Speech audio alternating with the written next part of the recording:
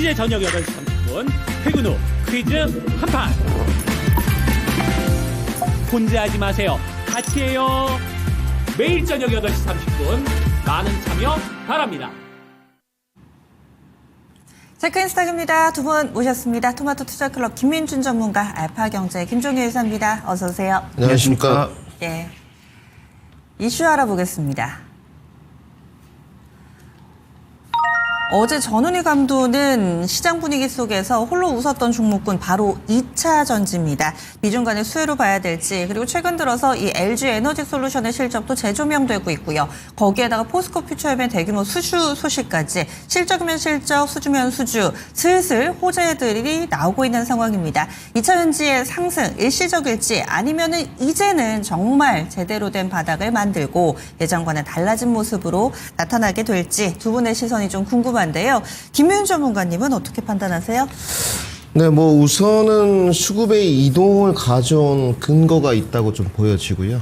미중 갈등의 수혜라고 좀 보여집니다. 근데 이제 우리가 미중 갈등의 수혜라고 말씀을 드렸기 때문에 가장 우리가 아침 시간에 중요한 것은 이것이 지속성이 있게끔 계속적으로 주가가 좀 갈 수 있느냐, 뭐 직관적으로 좀 이게 중요할 것 같고요. 미국 시장을도 보게 되면 앨범아르라도 주가가 좀 오르긴 했습니다만 크게 상승은 못했거든요. 그럼 어느 종목들이 좀 올랐는지 우리가 판단을 해봐야 되는데, 그래서 우리가 우선 단기 모멘텀 부각인지 정말로 실적이 개선되면서 오른 건지 확인할 수 있습니다. 한 종목 보시겠는데요. 어제 뭐 테슬라는 나쁘지 않았습니다. 최근에 2차 전지 바람을 타고 가는 것은 아니고 중국에서 뭐 조금 실적이 좋아질 수 있는 그런 트리거 뉴스들이 나오고는 있습니다만은, 자, 앨범을도 같이 보시죠. 뭐 조금 오른 정도예요. 그런데 어디가 많이 올렸냐면 이건 리튬 아메리카스입니다. 어제 여러분들 19.2% 종가 마감됐습니다. 차트 모습만 보더라도 물론 소용지긴 합니다만 주가가 무섭게 올랐죠. 왜 올랐겠습니까? 미국 시장에서. 미중 간의 관세 갈등 부각이었거든요. 뭐 부랴부랴 SNS로 또 막기도 했고, 어제 보니까 목재 부분이죠. 이런 부분. 그러니까 협상용 우위라고 말씀을 드렸었어요. 아펙 정상회담을 앞두고 먼저 이제 시진핑 주석과의 정상회담을 앞두고 협상용 우위라고 판단은 되고 있는데, 굉장히 주가의 등락 과정이 헤비하게 좀 반응을 하는 것 같습니다. 저도 아직은 데이터베이스가 이틀 정도밖에 되지 않았기 때문에, 물론 어제 2차 전지 상승을 저도 포트폴리오에 편제가 돼 있기 때문에 즐겼습니다만은 조금은 지속성 여부에 관해서는 우리가 좀 관찰할 필요가 있고, 중국이 지금 대중공개 자료하고 대내 공개 자료가 틀립니다, 여러분들. 이 부분은 꼭 제가 아침에 말씀을 드려야 될 것 같아서, 대중공개 자료는 통제가 아닌 금지하는 것이다 라고 화답을 했습니다, 중국 쪽에서. 트럼프 대통령의 SNS에 따른 답변으로.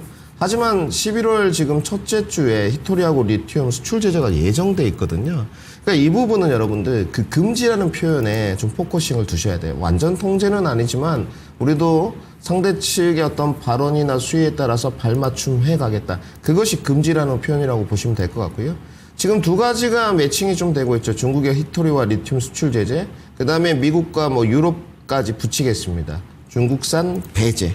그러면서 이제 반대급부 수혜가 국내 어떤 소재나 2차 전지 파트들로 대체제가 좀 부각될 수 있느냐, 이렇게 좀 흘러가는 구도예요. 가장 중요한 건 아까도 서두에 말씀드렸지만 지속성과 연속성이 중요하다. 주가는 뭐 하루 반등 나가면 안 되는 쪽이니까, 어제 뭐 지인 만났는데 누가 그러시더라고요. 한 이틀 정도 오르면 좋겠다. 네, 뭐 계속 가면 2차 전지도 좋고요. 단지 저의 판단은 지금 합작법인 형태로 중국과 굉장히 많이 돼 있습니다. 중국을 완전 배제시키면서 갈 수 있느냐, 전혀 불가능하다고 보여지고요. 단기적으로는 모멘텀 트리거가 되고 있구나 판단을 하고 있습니다. 근데 우리는 두 가지의 선택지가 있습니다. 단기 모멘텀 플레이를 즐기면서 기술적 반등을 즐길 것인가, 아니면 중기적으로 실적과 계약이 가시성이 확실히 좋아지는, 실적 등등이 좋아지는 가시성 있는 종목을 할 것인가. 대표적으로 LG엔솔도 있을 수 있죠. 지금 세액 공제를 제외하고, 그리고 가이던스를 훌쩍 넘어서는, 뭐 훌쩍이라는 표현이 좀 그렇습니다만은 가이던스를 넘어서는 실적을 냈기 때문에 포커싱을 약간 실적들이 완전히 좋아지는 중대형주로 갈 것이냐, 아니면 이런 중국과의 어떤 반대급부 수혜, 제재, 단기 모멘텀을 즐길 것이냐는 빠르게 좀 선택을 해야 될 것 같거든요. 물론 두 가지가 다 병행되는 형태면 좋은데 그렇지 않죠, 여러분들. 그래서 저는 이 두 가지만 완벽하게 정한다면 어느 정도 기대 수익률은 누릴 수 있지 않을까. 저의 선택은 단기 모멘텀을 즐기는 기술적 반등으로 선택을 하도록 하겠습니다. 어제 게다가 관심주로 포스코 퓨처엠 주셨는데 그 얘기 왜 안 해주세요? 게다가 포스코 퓨처엠이 거의 7천억 원에 육박하는 이 수주 소식을 내놓기도 했고 뿐만 아니라 흑연이 전 세계 시장 점유율 1위부터 10위까지가 다 중국 업체라면서요. 근데 그거를 바꾸게 되면은 또 국내 포스코 퓨처엠이 이 수혜를 볼 수도 있다. 뭐 이런 얘기도 있던데 게다가 어제 퍼포먼스가 워낙에 또 2차전지 내에서도 좋았던 종목이기 때문에 김윤 전문가님은 어제 강세 어떻게 보시는지 그리고 대응 전략까지 같이 알려주시면 좋을 것 같아요. 네, 올해 그 양극재단에서 매매는 2종목밖에 안 하고 있습니다. LNF하고 포스코 퓨처엠 계속적으로 말씀을 드리고 있는데 포스코 퓨처엠도 좋게 봅니다. 뭐 단기 반등으로 한 19만 원, 20만 원까지 목표가를 좀 보고 있는 쪽이고요. 뭐 이 시간에 목표가를 자주 말씀드리지는 않습니다만 지금도 16만 6천 원이기 때문에 기술적 반등은 충분히 나올 수 있다. 그리고 이제 3분기를 기점으로 실적이 조금 흑자로 턴되는 모습들이 나온다면 어찌됐건 유증도 이미 했고요. 그 다음에 우리 박성장관님 말씀하신 흑연 부분. 사실 뭐 공급계약 기간이 좀 길어서 제가 굳이 언급은 안 드렸거든요. 2031년까지입니다, 여러분들. 좀 길어가지고 뭐 안에 들어가면 수주잔고는 뭐 넉넉해요. 근데 지금 수주잔고가 없어서 주가가 떨어진 부분은 아니기 때문에 단지 이런 모멘텀들이 뭐 수주 계약이 트리거는 작동할 수 있겠죠. 저는 뭐 어찌됐건 포스코 퓨처엠이나 이런 부분 또 미국에 현재 공장이 있거나 이미 진출해 있는 기업들 대표적으로 두 갈래를 좀 구분해 보겠습니다. 첨보, 엔캠. 그러면 시청자분들이 첨보는 중국, 엔캠은 미국 이런 스타일이잖아요. 저도 마찬가지거든요. 그래서 그런 부분까지 좀 설정하면서 가시면 좋을 것 같고 포스코 퓨처엠은 이번에 그 변곡점이 차트 모습 좀 보시면 간단하게만 언급드리겠습니다. 17만 7천 원 정도의 단기 변곡점이 있거든요. 여기는 무난하게 돌파를 하지 않을까 판단하고 있어서 조금 눌림목 구간이 오늘 나간다면 그때 진입도 가능하지 않을까. 그리고 뭐 지금 하반 경직성이 워낙 단단하기 때문에 주가는 더 떨어질 큰 위험성은 없다. 그래서 저는 윗방향으로 좀 베팅을 하는 것이 포스코 퓨처엠과 LNF는 맞지 않나. 그리고 주변에 있다 뭐 뒤에 말씀드리겠습니다만은 PNT라든지 최근에 흐름이 좋은 엠플러스라든지 또 중소형주들 중에 슈팅들이 나가는 종목들이 있어요. 어제 엠플러스도 좋았고 A 프로도 어제 장중에 20% 넘게 올랐다가 떨어졌거든요. 이런 종목들은 또 트레이딩 관점에서는 가능하지 않을까 이렇게 의견 제시를 해드리도록 하겠습니다. 네, 알겠습니다. 그러면 김민준 전문가님 의견 들어봤고 이사님은 2차전지 어떻게 보세요? 네, 뭐 이틀 전에 2차 전지에 대해서 말씀을 드릴 때 3분기 실적은 뭐 예상보다 좋을 수 있다. 중요한 건 그 이유다라고 말씀을 드렸는데 여기 지금 드러난 가장 핵심 변수가 뭡니까? 미국과 중국이 다시 싸우네? 이게 이제 핵심 변수거든요. 그래서 우리가 이미 연휴 지나고 나서 월요일날 방송을 할 때 뭐 미국과 중국이 나타날 수 있는 이 트럼프 리스크의 정점은 월말에 있을 에이펙이 될 것이다. 그때가 이벤트 정점으로 끝날지 아니면 이벤트가 끝나면서 오히려 더 리스크 방향으로 가게 될지는 알 수 없죠.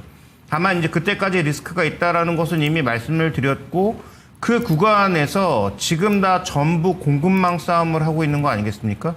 그래서 미국이 이제 취약한 히토류하고 그 농산물 이런 것들을 건드리니까 미국도 이제 발작 버튼이 눌린 거고 그런데 발작 버튼이 눌려봐야 중국을 당장 대체할 수는 없으니 현재 조금 약간 텐션을 내려오는 상황인데 중국은 기다렸다는 듯이 스텝업으로 하나하나씩 계속 좀 내놓고 있는 상황이에요. 그러니까 미국은 뭔가 조증 걸린 것처럼 휙 올라갔다가 확 내려갔다가 이렇게 조울증 걸린 것 마냥 날뛰고 있는데 중국은 미국이 어떻게 하든 상관없이 스텝업으로 이거 그 다음에 이거 이런 식으로 지금 가고 있거든요. 그래서 보기에는 좀 더 무섭고 좀 더 위협적으로 느껴지기도 해요. 그러니까 이제 뭐 다 아시겠지만 네. 일당 독재인 중국은 고난의 행군을 버틸 수 있는 국가이기도 하죠. 물론 이미 자본주의에 맞들린 그 인민들이 예전처럼 고난의 행군을 한다면 얼마나 잘 버텨줄지는 예전과는 다르겠습니다만 어쨌든 지금 뭐 미국도 여러 가지 그 정치적 문제가 얽혀 있는 상황에서 둘이 에이펙까지 이걸 잘 풀어갈 것인지는 조금 지켜볼 필요가 있겠습니다. 근데 이 얘기하게 되면 너무 얘기가 옆으로 새니까 다시 좀 2차 전지로 되돌아와서 그러면 우리가 여기서 주목할 포인트는 뭐냐? 이미 미국 시장에서 우리가 NCM은 장악하고 있습니다. 여긴 중국이 들어올 수 있는 여지 자체가 없어요. 뭐 일부 CATL에 NCM이 들어와 있지만 이건 뭐 큰 의미를 부여할 만한 숫자는 아니고요. 근데 중요한 건 LFP는 중국판이죠. 우리가 이제 LFP를 별로 만들지도 못하고 품질도 떨어지기 때문에 ESS로 들어가는 LFP는 말 그대로 중국판이라는 거죠. 거의 뭐 80-90%의 비율로 중국 배터리가 ESS로 다 들어가고 있는 상황. 그러면 만약에 이 LFP를 우리가 중국에서 뺏어오면 어떻게 될까에 대한 고민을 중장기적으로는 해야 되는 겁니다. 그래서 지금 공장이 이미 있는데 미국의 전기차가 생각보다 많이 판매되지 않고 생각보다 너무 빨리 공장을 늘려서 거기서 NCM을 만들고 있지 않고 놀고 있는 공장 라인들이 있단 말이죠. 그거를 지금 LG엔솔과 삼성 SDI와 SK온이 빠르게 지금 LFP로 전환하고 있는 상황 아니겠습니까? 그러면 이 LFP가 가격이 비교적 높기는 하지만 시장의 기본적인 예상은 한 40% 정도의 가격 차이가 나도 결국은 우리로 돌아올 거야. 왜냐하면 중국의 관세를 취하고 있으니까 라고 봤던 것인데 이게 조금 더 당겨질 가능성, 이 부분을 봐야 되는 거죠.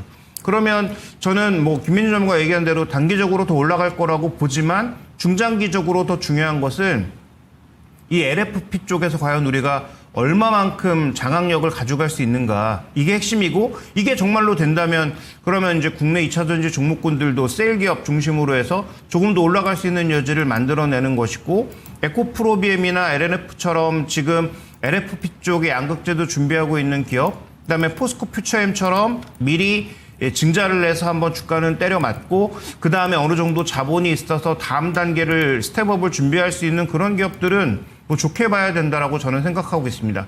문제는 전구체의 90%를 아직도 우리가 중국에서 전부 수입하고 있다는 게 문제인 거죠.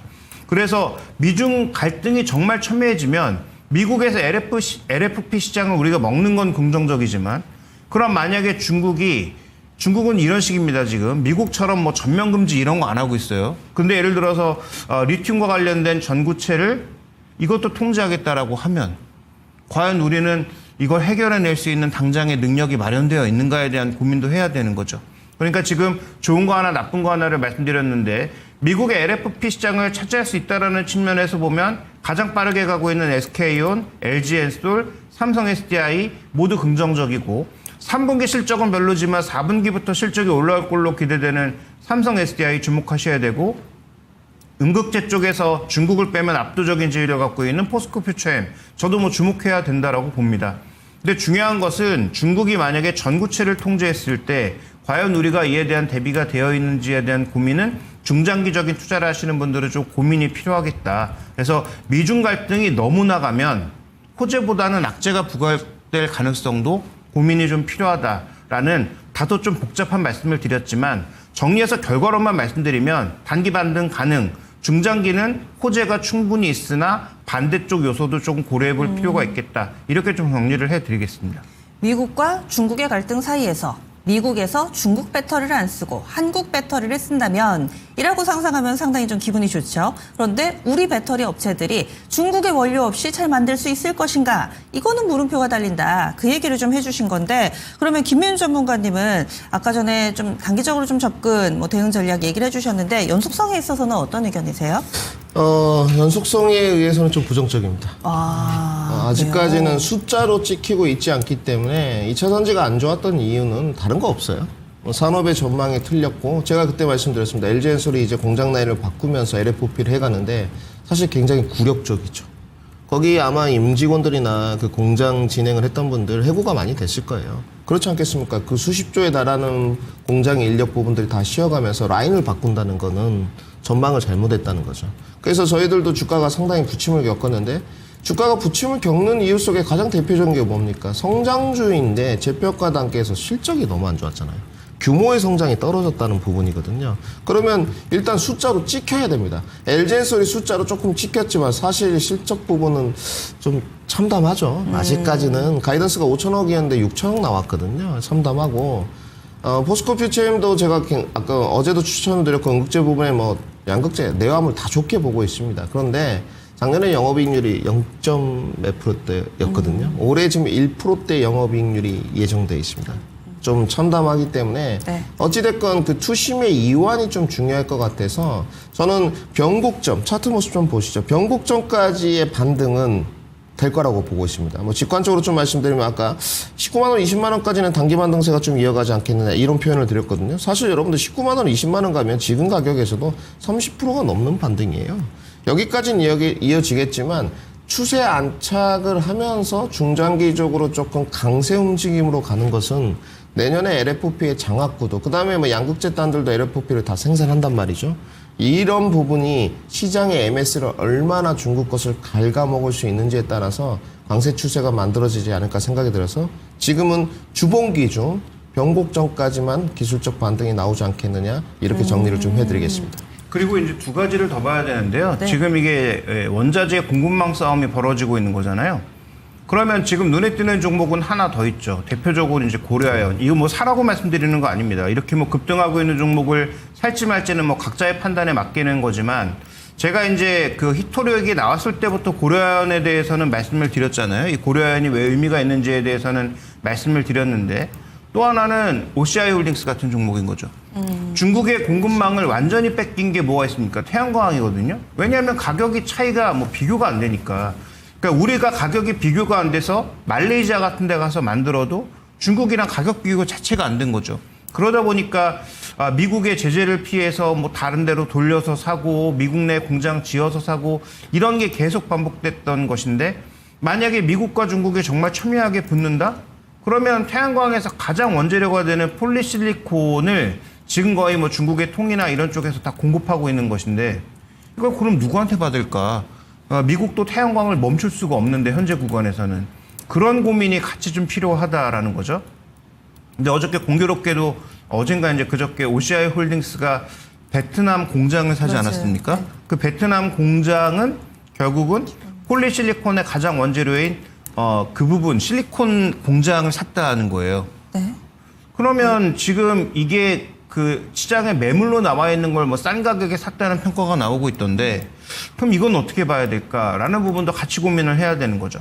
그러니까 지금 원자재 싸움이 벌어졌을 때 2차 전지만 고민하시지 말고 금속, 태양광, 전체적인 그 밸류체인 내에서 원재료를 공급하거나 중국의 경쟁에서 밀려있던 그런 기업들이 부각될 가능성, 이런 부분들도 같이 좀 고민해 볼 필요가 있는 것 같습니다. 네, 지금 얘기로 아마 시청자분들 가려운 곳이 막 긁어주시는 듯한 그런 느낌을 받았는데, 아마 오늘 가장 궁금한 것이 미중 갈등 사이에 그래서 수혜주가 뭔데, 히토류 알겠고 그 밖에는 또 어떤 것들이 있을까, 이런 생각들 많이 하고 계실 거예요. 그래서 원재료 싸움이다, 이런 측면에서 2차 전지뿐만 아니라 뭐 고려아연, OCI 홀딩스, 뭐 태양광이라든지 이쪽 원료까지 좀 확대해 볼 수 있는 그런 가능성도 같이 좀 들어봤습니다. 이슈 다뤄봤고요. 다음은 섹터로 넘어가겠습니다. 어떤 업종을 두 분은 주목하고 있을까요? 먼저 김민우 전문가입니다. 네, 저는 미국 시장에서 좋았던 우주항공을 준비해봤습니다. 네, 그리고 이사님은요? 근데 어제 조선업종 말씀드렸는데 공교롭게 또 재료가 나오면서 밀렸잖아요. 그러니까 조선업종 다시 한번 좀 얘기를 드려봐야 될 것 같습니다. 예. 어제 우주항공 미증시에서 좋았어요, 김민우 전문가님? 네, 뭐 나쁘지 않았죠. 우주항공 테마들이 나쁘지 않았고, 미국 시장이 어제 오늘 한 세 섹터였던 것 같습니다. 에너지 섹터, 뭐 이런 거, 고체 산화물, 이 부분 나쁘지 않았고, 양자, 그리고 뭐 반도체 이런 건 다 안 좋았습니다, 어제. 그 다음에 이제 리튬 종목들, 그리고 뭐 우주항공 쪽이었던 것 같은데, 국내로 좀 눈을 돌려봤습니다. 이제 이슈도 있고요, 11월에 여러분들. 지난번에 이사님도 한번 이야기 하시던데, 어찌됐건 우주산업이라는 것이 우리 정책주와도 맞물려서 가고 있고요. 그 다음에 인터넷, 저궤도 위성 통신 시설 등등 시장 확대가 좀 이루어지고 있죠. 이 부분은 인정을 해야 될 것 같고요. 성장주의 분명한 한 축인데 아직은 미국만큼 기술력이 좀 되지 않고, 그 다음에 그 성장주의 틈바구니가 너무 크니까 아직 끼어들지 못하는데, 그래도 주가 퍼포먼스는 좀 나오지 않느냐, 이렇게 좀 판단이 되고 있고요. 최근 미국 시장 뭐 전일입니다만은 반등세에 따른 연동성을 좀 주목해 봤고요. 국내 우주항공 지금 청이 출범돼 있죠. 여러분들은 잘 아셔야 되는데 출범돼 있고, 차세대 위성 개발은 계속하고 있습니다. 그것이 저궤도이든 뭐 부품 쪽이든 그 무엇이든 애니웨이 하고 있는 쪽이고, 시장이 만약에 어제 지금 시장이 조정이 상대적으로 안 간다면 뭐 트럼프의 발언 이런 부분도 있겠습니다만 부랴부랴 지금 어제 미국 시장에서만 여러분들 발언이 2번이나 왔다 갔다 했어요. 그래서 미국 시장 차트는 모습을 보시면 음봉으로 이렇게 쭉 떨어졌다가 또 아래 꼬리 달고 올라오고 이랬거든요. 근데 중요한 거는 제롬 파월 의장이 어제 긴축을 끝내겠다라는 표현이었거든요. 이것이 어찌됐건 저는 유동성 공급을 조금 더 부추기는, 금리 인하에 조금 더 힘을 실어주는 모습이지 않냐, 저는 이렇게 판단을 하고 있습니다. 그렇기 때문에 그러면 성장주 쪽에서 상대적으로 좀 우위를 차지할 수 있는 종목, 하지만 피로도가 있어서 반도체가 조정을 받는다면 상대적으로 다른 게 좀 부각되지 않겠느냐. 그 대표적인 게 뭐 2차 전지, 그 다음에 원재료 싸움 종목들, 그리고 뭐 우주항공도 그 하나에 들어갈 수 있다라는 판단이고요. 아니면 이제 뭐 두나무나 네이버처럼 이슈가 있는 종목들, 이런 쪽으로 상대적 부각을 보고 있어서 해지 측면도 있고요. 기술적으로 위치도 좀 보겠습니다. 괜찮더라고요, 시청자 여러분. 이게 딱 맞습니다. 괜찮더라고요. 뭐 좋지도 않고 나쁘지도 않지만 약간 좋은 쪽으로 조금 더 위에. 우선 그 세트라가 이걸 보니까 주가가 많이 올랐더라고요. 생각보다는 45,000원, 75,000원까지 갔으니까 주가 퍼포먼스가 나쁘지 않고 윗단에서 지금 20이동평균선 정도에서 기간 행보를 했는데 이 주가는 더 갈 것 같습니다. 제가 봤을 때는. 그 조정이 그 전일도 시장 대비 크지 않았고요. 어제 종목들 뭐 조전방부터 시작해가지고, 조방원부터 시작해가지고 반도체 뭐 5, 6%씩 빠졌거든요. 어제 세트라가 여러분들 마이너스 2.1% 종가 마감됐습니다. 상대적으로 강했고, 그러면 여기서 추가적인 반등 여력은 나올 수 있구나. 이렇게 저는 판단을 했고, 실적보다는 기술적인 부분이다 보니까 종목을 좀 찾아봤어요. 압축 전략을 좀 드려야 될 것 같은데, 두 번째는 인텔리안 테크입니다. 차트 모습 보시면 위치가 괜찮아요. 지금 위로 이렇게 바닥권에서 찍고 올라와서 윗단에서 조금 5만원 단에서 기간 행보를 했기 때문에 뭐 큰 추세 반등 이런 것보다도 박스권 상단을 좀 넘어가는 한 6만원 정도 초반까지는 가능하지 않겠느냐라는 약간 모멘텀 부각을 받으면 이런 생각이 좀 들고 있고, 세 종목을 정리해 왔습니다. 마지막 종목입니다. 마지막 종목은 캔코, 이름이 좀 어렵습니다. 캔코와 에어로 스페이스입니다.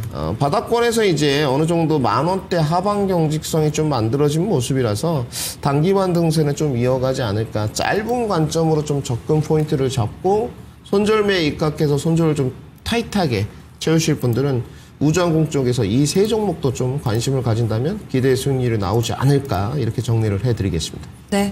시장이 좀 흔들리다 보니까 대안이 될 만한 종목군이 뭐가 있을까 고민을 많이 하신 것 같아요. 미증시에서 견조한 흐름을 나타낸 우주항공. 그런데 종목 다 펼쳐놓고 보시면 안 되고요. 우주항공 내에서 딱 세 종목으로 압축해서 전략 세워드렸습니다. 다음은 조선입니다. 어제는 데이터 중심으로 봤는데 그 사이에 뭐 한화오션, 중국 제재, 이건 뭐 어떻게 봐야 되는 거예요, 이사님? 일단 자회사 제재잖아요. 하나오션을 직접 제재한 건 아니고 미국의 새로 산 이 자회사들을 제재하는 것이기 때문에 실제로는 아무런 효과가 없죠. 근데 이제 시사하는 바가 크니까 어저께 업종 전반적으로 조정이 나타난 것이죠.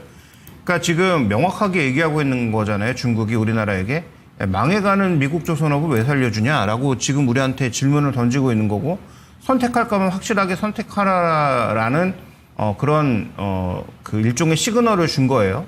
당연히 우리는 미국을 선택할 거고요. 그러면 마스카 프로젝트가 시작을 할 건데, 뭐 이건 뭐 정부 입장에서 결정할 일이겠지만, 그래서 우리가 마스카 프로젝트를 너무 서둘러서 하지 말고 미국을 최대한 내달게 만들면서 해야 되지 않을까라는 생각은 드는데, 어쨌든 주가 입장에서는 미국과 중국이 싸우는 과정에서 해당 기업들이 직접적인 제재를 받게 되면, 그렇지 않아도 지금 항만과 관련된 그 요금까지 받으면서 양쪽이 모두 한 방씩 매기고 있는 상황인데, 미국과 중국이 모두 서로 한 방씩 매기고 있는 상황인데, 그러면 우리는 뭐 중국 선사 쪽에는 납품하지 않았지만 유럽 선사라든지 뭐 여러 선사 쪽에 배를 이미 납품한 상황에서 중국과 미국에서 모두 예를 들어서 돈을 내야 되는 그런 상황으로 가게 되면 굉장히 복잡해지는 상황이잖아요. 뭐 그 선가료는 올릴 수 있어서 뭐 상선들은 좋을지 모르겠지만, 어쨌든 조선업종의 입장에서는 이게 굉장히 불편한 이슈입니다. 그래서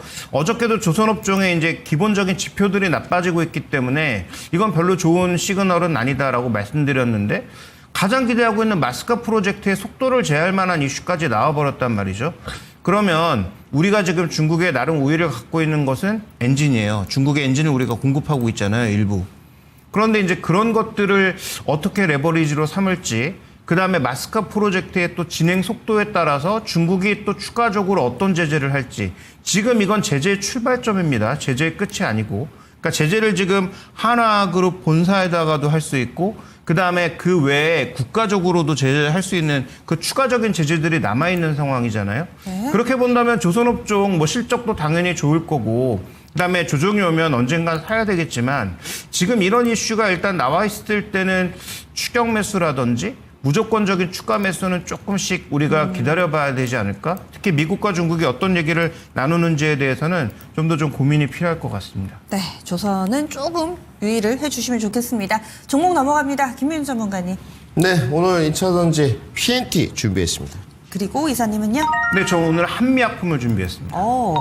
PNT 궁금합니다. 어떤 포인트 보고 계세요?